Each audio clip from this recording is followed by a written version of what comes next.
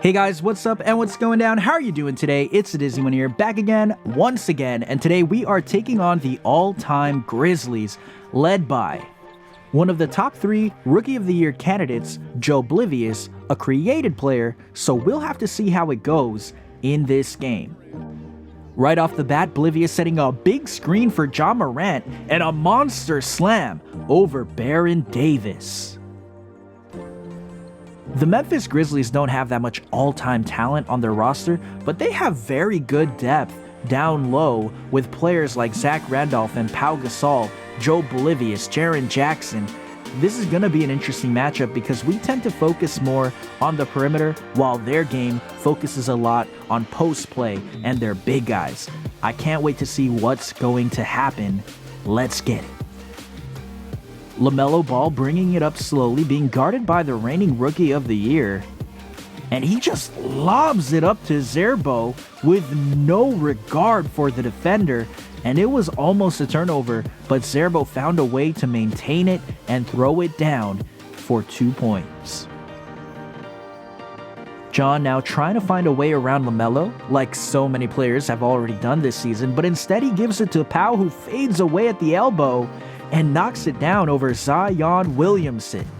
Morant taking a horrible shot, and it's no good as Tom Chambers secures the board and throws it all the way up for Baron Davis. Davis has great position, but he's getting further and further away from the basket, but he rewards his big man for that great rebound, and that's 2 more points added to Charlotte's total. Ja Morant giving it to Nick Anderson, who creates enough space to pull up from distance over Paul George. What a shot. What a play from Nick Anderson. It's not looking like the blowout I expected it to be, but the game is still young. Baron Davis having confidence in his shot, and he's been doing that more lately. He's taking those 3-pointers like he's Stephen Curry. He's not getting the same results, but when he's on fire, those shots are clutch. They are big time. They add to our lead, and he's just taking advantage of the youngster. Another 3 from Baron, and this time he's posing. Wow. These 3 shots from Baron Davis just blew the game wide open, and the Grizzlies definitely needed a timeout. Baron Davis is already on fire, and this is something he normally doesn't have a chance to show off because of all the capable scorers we have on the team.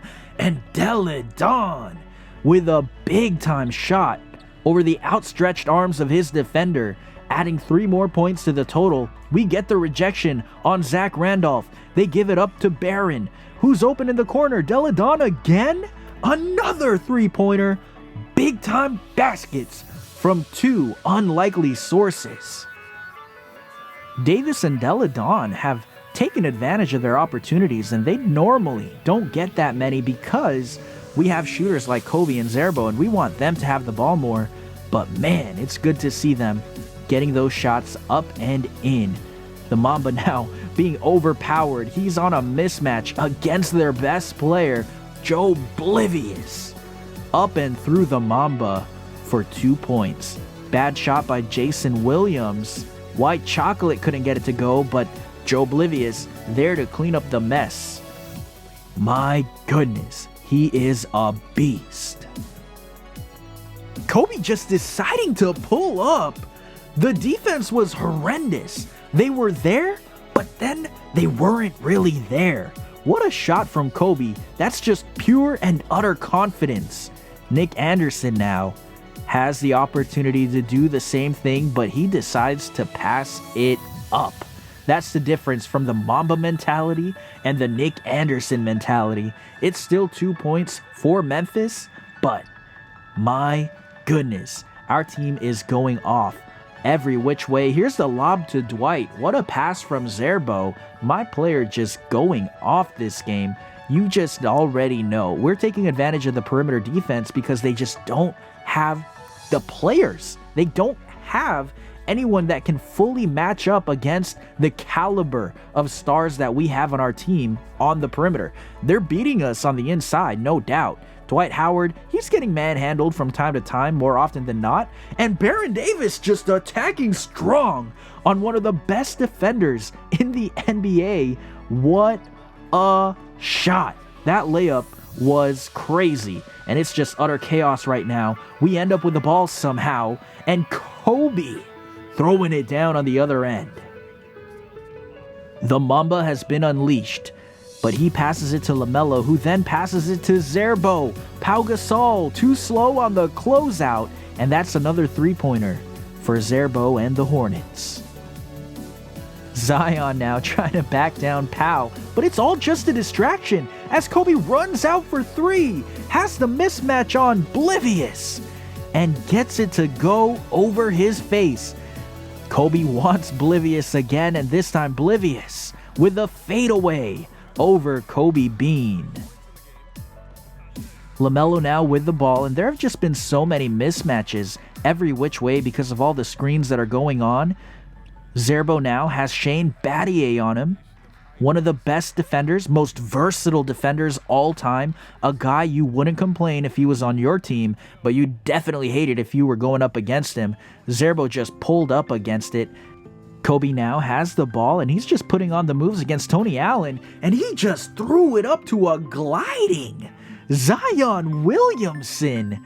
Wow, that was insane. Over the slower Zach Randolph, a heavy-footed defender, could not get above the rim. He's not known for that type of defense.